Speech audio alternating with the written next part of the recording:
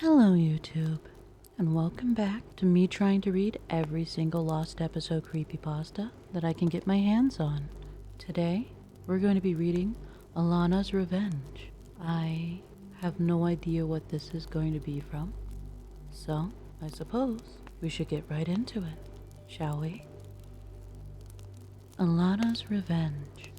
I was at Barnes & Noble when I walked towards the bargain bin. If you don't know already, the bargain bin is where they have stuff for half price. Since it was super cheap prices, I decided to look around in that bargain bin.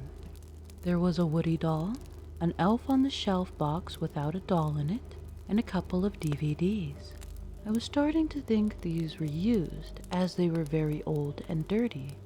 But then I noticed one of the DVDs to be an Awesome Adventures one. If you don't know, Awesome Adventures is a Nickelodeon television series based on a movie called Bug Salad. I then realized these were the undubbed episodes when I saw a Teletoon logo on the back. The DVD's title was Funny Moments of Alana. The picture of Alana smiling and waving to the camera. Even though it was super cheap and looked very sketchy, I bought it for $2 and left. When I got home, I unpacked my stuff and popped the disc into my television. It started with the episode Meet Alana and ended with The Mysterious Robber. I thought it would take me back to the menu, but it didn't. It stayed on a black screen for 5 minutes before the intro started again. I guess it was a bonus episode or something, I thought as I continued watching.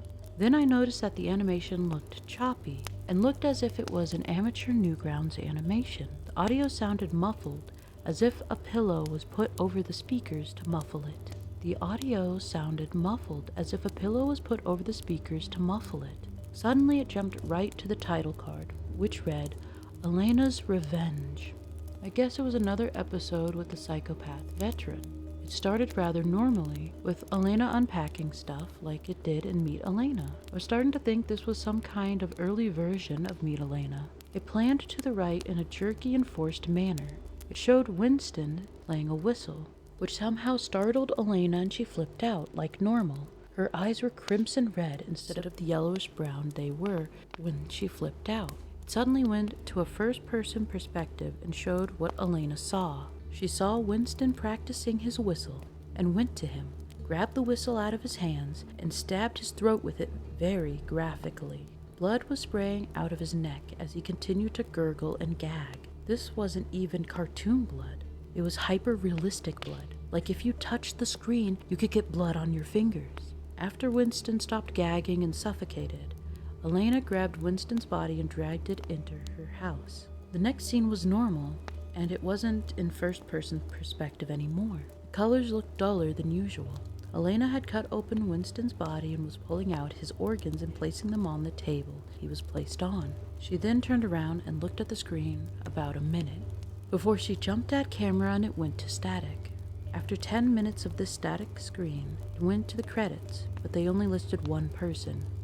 Created by Megan Springer.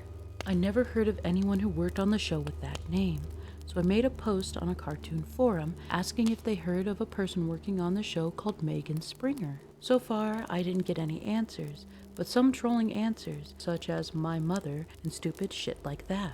After a couple more troll answers, I finally got an answer related to my question. Oh, her. She was my sister, who had lots of issues, including schizophrenia. She was also a writer for the show, but none of her ideas saw the light of day. She was married to a husband and had one kid, and then she wanted to have another kid, and so they did, but it didn't work out and her husband found out. He then divorced her and left her with the son yet to be born. She couldn't help it and got into a depression.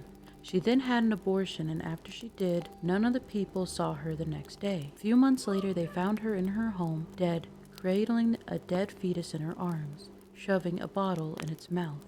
Beside her were a bunch of tapes and DVDs all labeled My Favorite Bug Salad Episode. All of them contained a morbid and disturbing episode of Awesome Adventures. Unfortunately, half these tapes were taken by police as evidence. But then, an anonymous person hacked into the police computers, pirated the tapes, then he sold them online and placed them in stores, hoping some idiot to buy them. I hope this answers your question.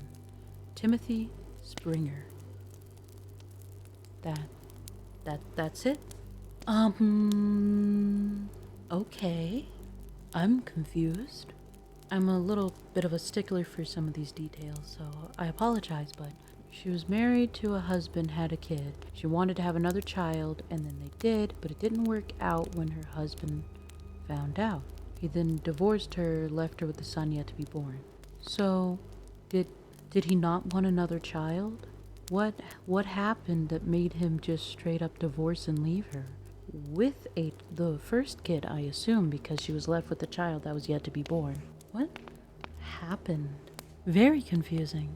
I'm going to give this like a 3. I feel 3 is fair. I'm just confused. You know, I am just solely confused. But yeah, let me know what you guys thought of this in the comments below. I will see you guys in the next one. But it's bye-bye for now. Bye.